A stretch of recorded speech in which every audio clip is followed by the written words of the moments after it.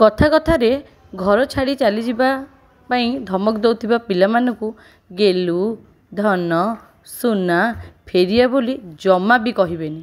ବରଂ ନବୀନ ବାବୁ ଦେଇଥିବା 5T ବ୍ୟାଗରେ ତାର ସମସ୍ତ ପ୍ରକାର ଡ୍ରେସ୍ ପତ୍ର ଆଉ ଦରକାର ଜିନିଷ ଭର୍ତ୍ତି କରି ତାକୁ ଯିବାକୁ ଦେବେ ତା ବାଟରେ।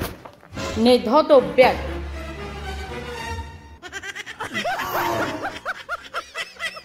ଯା ଘର ଛାଡ଼ି ଯା, ଯା ଘର ଛାଡ଼ି ଯା, ଯା ତୋ ଭଳିଆ ପିଲା ଦରକାର ନାହିଁ, ଯା ଯା ଯା ଘର ଛାଡ଼ି ଯା, ଚାଲ ଚାଲ। ଆରେ ମତେ ଚିହ୍ନିନି କି, ରଙ୍ଗ ଦେଖଉଛି ମତେ।